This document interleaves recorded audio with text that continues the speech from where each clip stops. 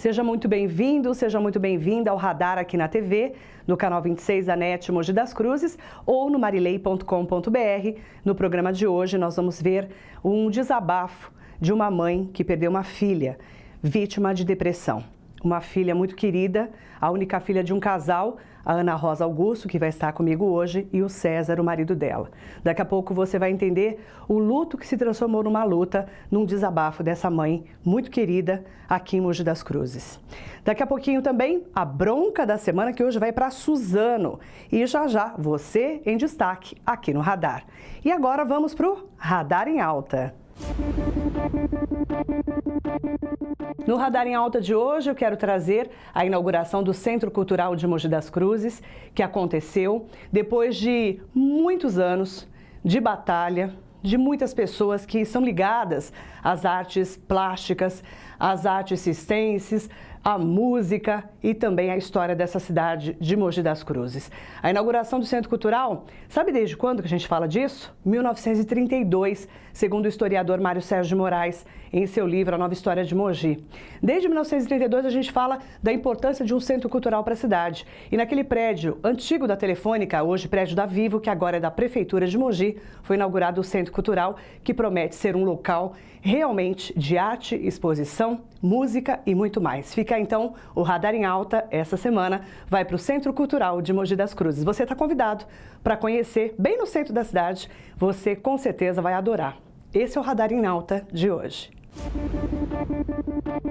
Oferecimento ION, Instituto Odontológico Mogiano. Você que sofre com a ausência dos seus dentes ou não está satisfeito com sua prótese móvel, a ION tem as melhores soluções em implantes. O sonho de implantar seus dentes agora é possível e cabe no seu bolso. Agende sua avaliação. ION Implantes. Implante essa ideia.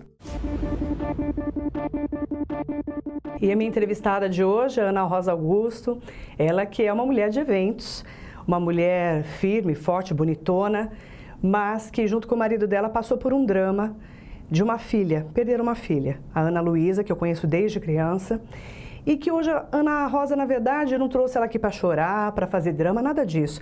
Eu trouxe a Ana Rosa aqui para fazer um alerta de um luto que virou uma luta na vida dela.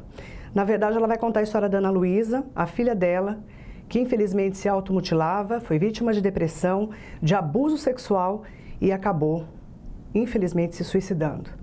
Ana, primeiro, obrigada por ter vindo. Obrigada eu, Marilei. Você me conhece há muitos anos, eu conheci sua filha desde pequenininha. Viu ela crescer. Vi crescer, vi se transformar numa moça linda. E quando aconteceu tudo isso, eu quero que você conte exatamente o que aconteceu, todo mundo ficou chocado. Eu, mãe de duas meninas, fiquei chocada, você sabe disso, como toda a sociedade. O que aconteceu com a sua filha, né? Onde que foi que realmente ela ficou doente? Como é que foi essa trajetória até chegar ao suicídio? Para nós, essa trajetória começou há 4 anos atrás. A Ana Luísa estava se formando na faculdade de moda e preparando os trabalhos dela de TCC, e ela começou a ter desmaios, crises de ansiedade. Ela era uma menina muito magrinha, então assim, ela falava que o coração dela doía, você via o coração dela se mexer, então desde o princípio eu vi que aquilo não era uma frescura. Então o que eu fiz? Eu levei ela num cardiologista, eu levei ela num neurologista, fizemos todos os exames que estava possíveis fazer, achei que podia ser então da tireoide, levei ela num médico de tireoide, tudo normal. E daí isso, ela terminando o trabalho, eu falei, é uma ansiedade do trabalho, porque é muita pressão, né, no final de faculdade, muita coisa. Aí levei ela num médico amigo nosso, ele falou, olha, deve ser isso mesmo, e receitou uns tranquilizantes para ela para passar esse período. Passou as festas de final de ano, ela foi super bem na faculdade, tudo, começou o ano, ela continuou com os mesmos sintomas.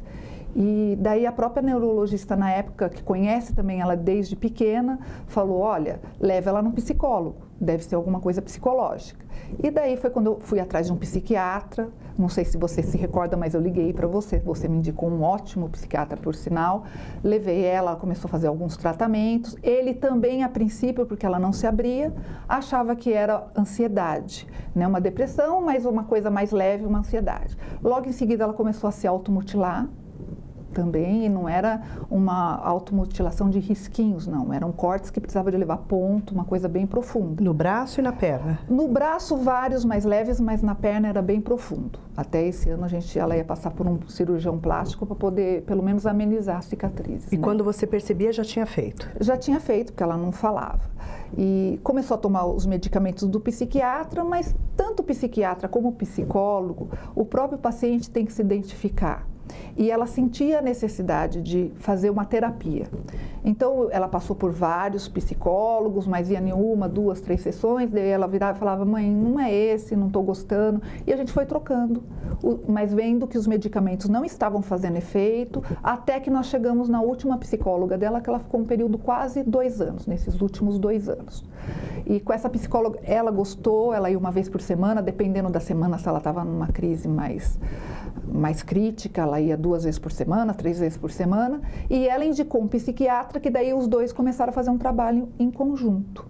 E daí foi mudando os medicamentos, porque é muito lento, né? Quem precisa de remédios psiquiátricos, eles não fazem efeito na hora. Às vezes demora 1 mês, 2 meses para você começar a ver a fazer esse efeito. Como é que ela se comportava em casa? Olha, em casa ela sempre foi uma menina doce, uma menina obediente, nunca foi mal nos estudos, nunca foi uma menina de respondona, não era uma menina de noitadas, daí pelo que ela já havia passado, mas nós não detectamos.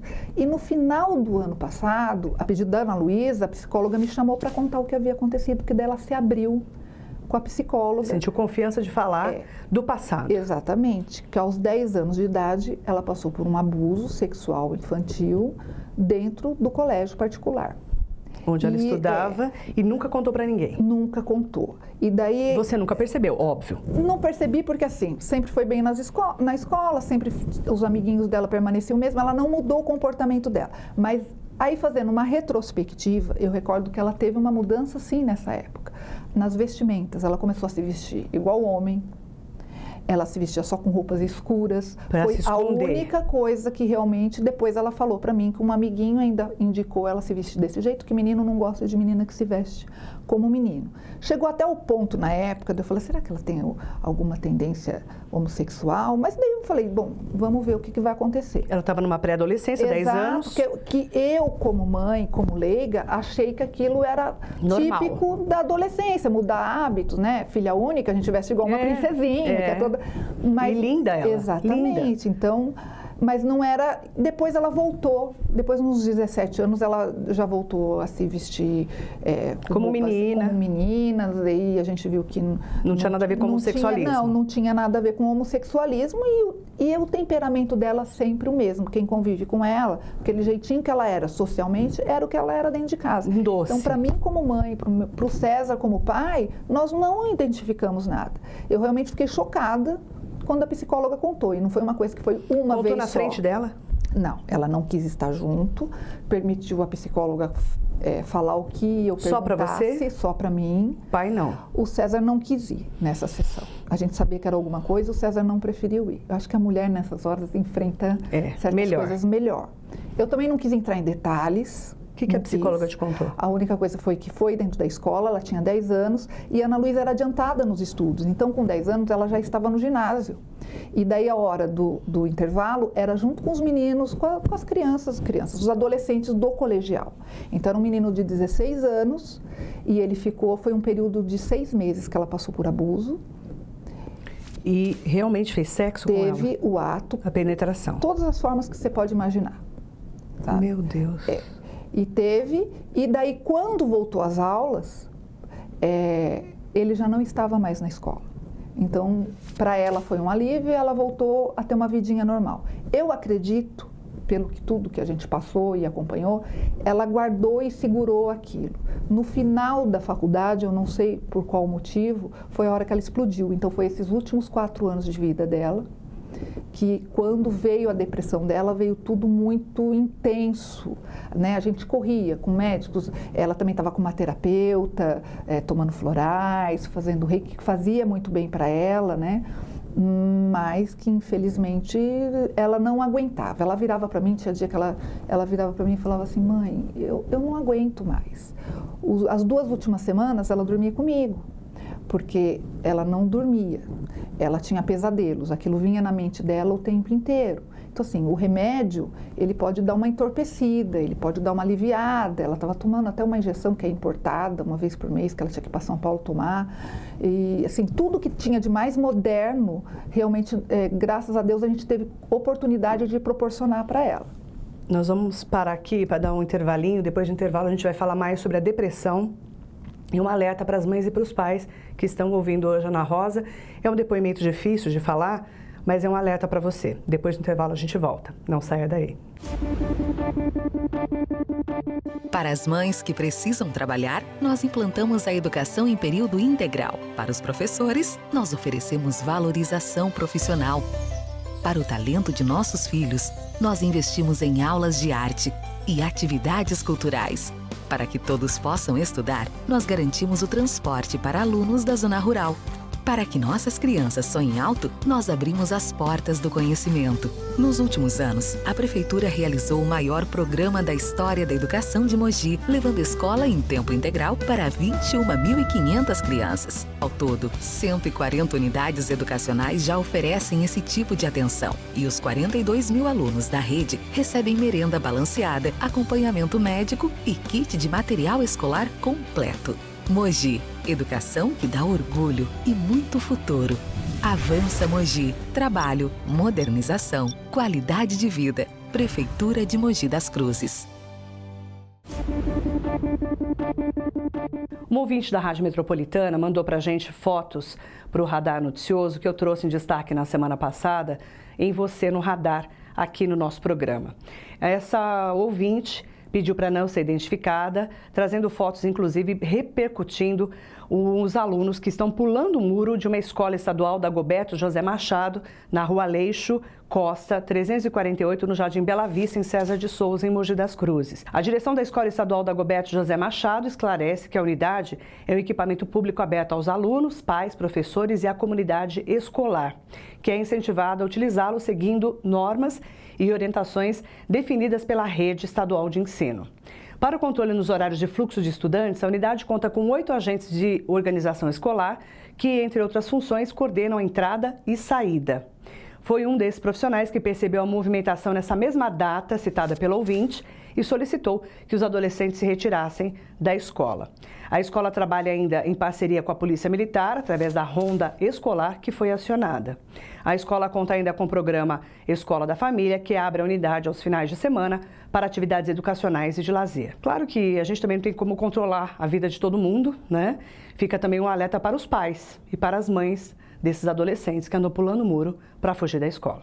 E essa semana eu recebi um outro pedido, que é de uma ouvinte que pediu para não ser identificada, porque ela diz o seguinte, que ali no Toyama, na Avenida Miguel Gema, onde vão construir uma academia da terceira idade, ela pede para que a prefeitura vá ver o local, porque estão construindo barracos ali. Se não, vai ter uma favela no lugar ali, ao invés de uma academia da terceira idade. Então, inclusive, a ouvinte cobra. E a nossa TI, quando vai ser construída? Outro destaque dessa ouvinte, a preocupação com o consumo de drogas, que ela pede para, inclusive, no tráfico de drogas, a polícia ficar atenta, a polícia civil e a polícia militar. E um outro pedido também para que as carretas a Gerdau não ultrapassem ali as calçadas para não atrapalhar o tráfego dos transeuntes, né, dos moradores, tá? Então fica aqui várias reclamações que eu vou enviar, inclusive, para a Polícia Militar, para a Polícia Civil, para a Prefeitura de Mogi e também ouvirmos o outro lado da Gerdau. Esse, então, foi o Radar da semana. Você no Radar. Para mandar e-mail, só você mandar lá no meu site, para www.marilei.com.br. Mande também você participando aqui no Radar. Nós estamos conversando com a Ana Rosa Augusto para contar a história da Ana Luísa, a filha querida dela, que no luto agora ela está levando uma luta para fazer um alerta para nós, inclusive para mim, para todas as mães e pais que estão assistindo o programa. Ana Rosa, me conta, você fala que a sua filha nos momentos ali mais difíceis estava ali com você todos os dias. Como é que você conseguiu, nesses últimos tempos, cuidar dela, né? Porque eu sei que vocês estavam monitorando ela, com medo de que ela fizesse alguma coisa. Ela já tinha falado em suicídio muitas vezes? Ela já tinha feito umas 3 tentativas de suicídio. Como? Com remédios. né, com os próprios remédios que ela tomava. Tomava vários. Daí a gente passou a esconder os remédios, cada dia eu tinha que esconder num lugar. Eu sempre estava com ela, se eu não podia estar com ela, às vezes ela ia até em reunião de trabalho meu, mas quando não podia estar, ela ficava com a minha mãe, então eu não deixava mais ela sozinha. E a gente tinha que inventar desculpas para ela não estar sozinha, porque senão ela também ia achar que ela era um estorvo, né, pra gente. Então, às vezes eu dava desculpa que ela tinha que ajudar minha mãe a cuidar do meu sobrinho novinho, e daí ela fazia aula de canto, fazia aula de cerâmica, as coisas que ela gostava, a gente procurava que ela tivesse atividades. Ela estava trabalhando? Ela prestava alguns serviços na área de estamparia, que ela até terminou o curso dela na FAP, agora em junho, né? E já tinha feito algum trabalho na área de estamparia para um projeto que o pessoal tinha de África, fazia produção de moda, fez para uma revista aqui da cidade também, 2 edições. Quando aparecia algum trabalho, ela ia. Mas a gente sabia que ela ia ter que montar alguma coisa dela. Então, foi quando ela teve a ideia de fazer o curso de estamparia que ela queria trabalhar nessa área. Apesar dela ter a depressão, dela querer morrer, dela falar para mim que ela não aguentava mais viver por causa das lembranças que ela não conseguia esquecer e, infelizmente, estava cada vez mais constante, ela tinha sonho, ela tinha planos, né? Então, não é que ela queria morrer, ela não queria viver da forma que ela estava vivendo, ela falava que ela não aguentava mais, né? Não dormia, era complicado mesmo. Agora, Ana, quando a gente fala assim, puxa vida, né? A minha filha tem depressão, né? Como é que foi para você aceitar? Quando que você aceitou que era tão grave o caso?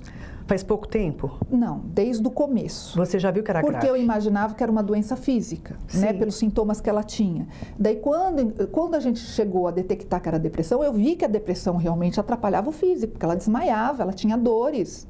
E eu via, né? Você conhece o filho que você convive. Conhece. Então, eu vi que a depressão é uma doença que dói na alma.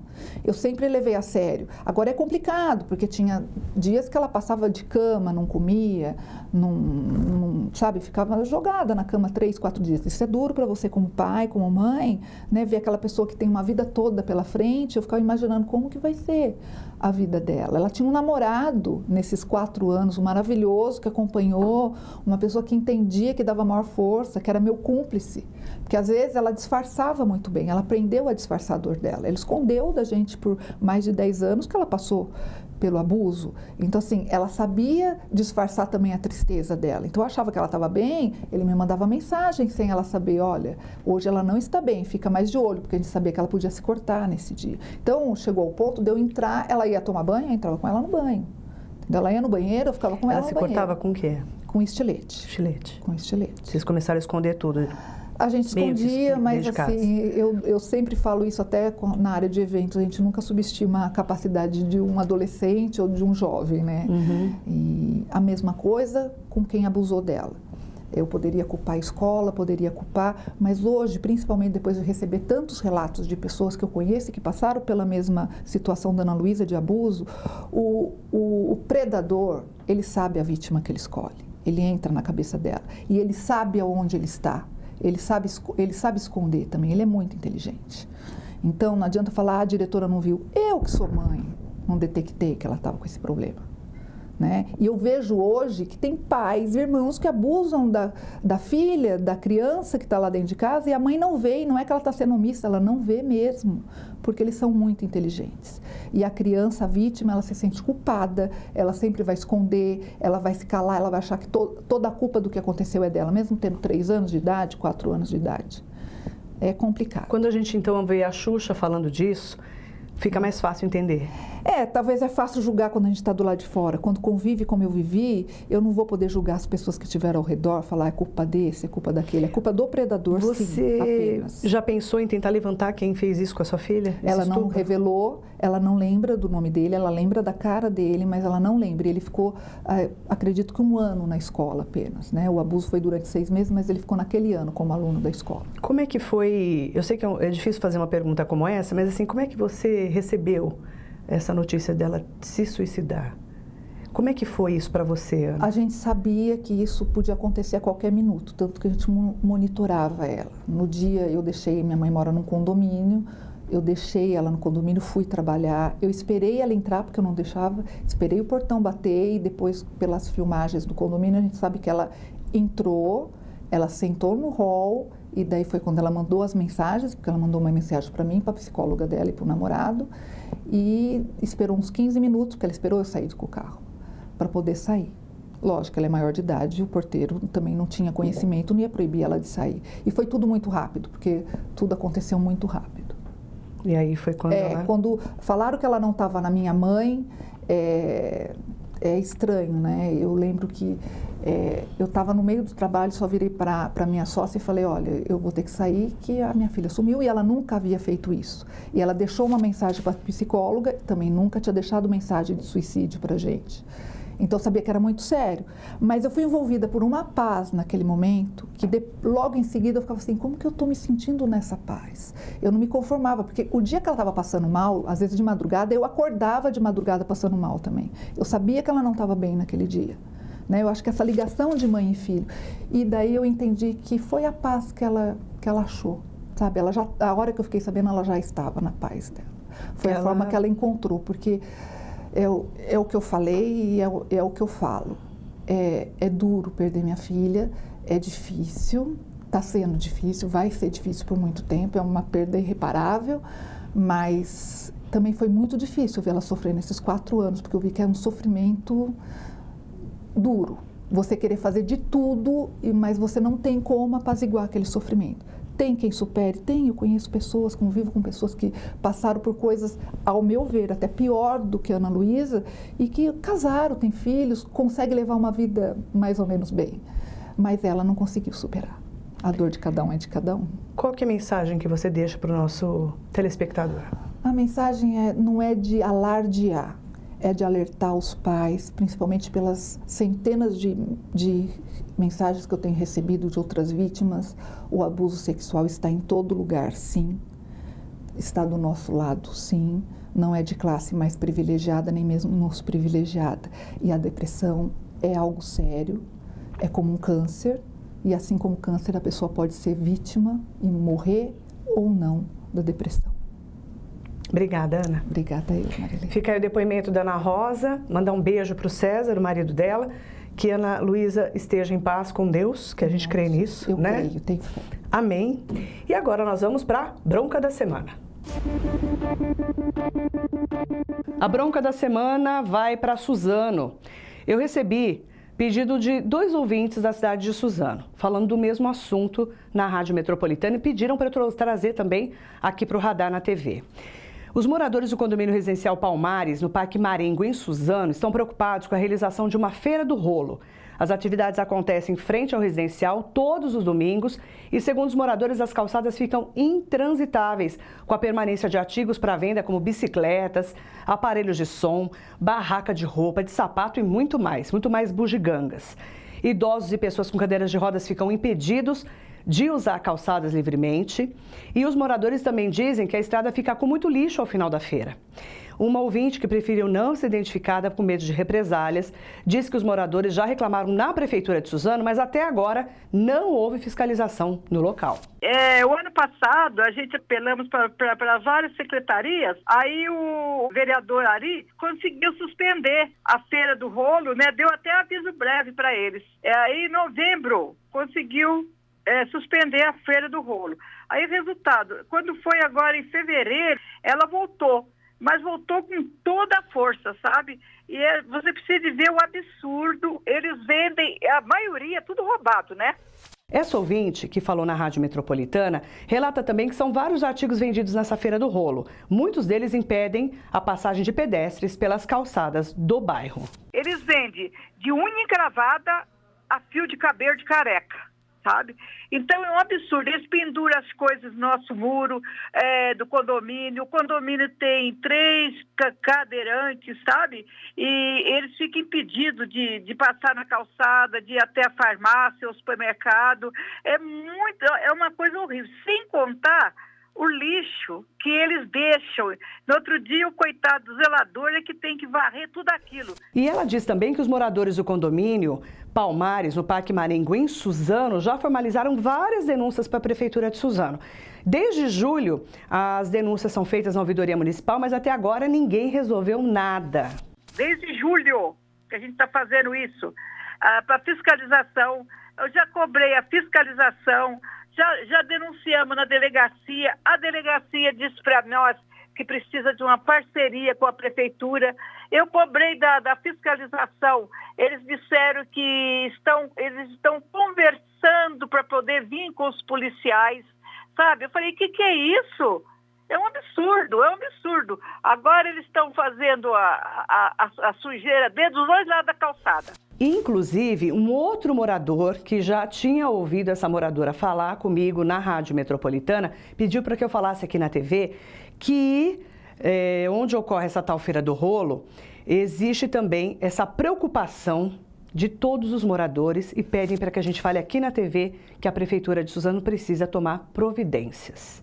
Eu fui falar com a Prefeitura de Suzano e, inclusive, eles mandaram uma nota informando que o Departamento de Fiscalização de Posturas e a Guarda Civil Municipal de Suzano já realizaram inúmeras ações para coibir a comercialização de produtos na popular Feira do Rolo. E no início do ano, por exemplo, foi desencadeada uma operação em que foram apreendidos dezenas de aves silvestres e eletroeletrônicos sem nenhuma procedência nessa Feira do Rolo. E a Administração Municipal de Suzano reforça que vem trabalhando forte no sentido de coibir e educar os suzanenses sobre esse tipo de comércio, ressaltando que as denúncias podem ser realizadas também para a ouvidoria municipal. O que os moradores dizem? Que a Prefeitura de Suzano precisa fiscalizar mais e todos os domingos realmente e cuidar melhor do bairro do Parque Marengo. Então fica aí como a bronca da semana, pedindo para que a Prefeitura de Suzano realmente tome mais providências no local. E o café especial de hoje, do Franz Café Mogi, Estiliate Servir Café, que fica na Rua Barão de Aceguai, 1657, bem pertinho ali do Clube de Campo. Vai para o Dr. Alexandre Balbi, que é mestre em biodontologia, especialista em implantes, que é dentista em Mogi, em São José dos Campos e também em Guararema. Com esse café especial de hoje, eu fecho o programa agradecendo você pela audiência e pelo carinho e espero você no próximo programa. Um beijo e até lá!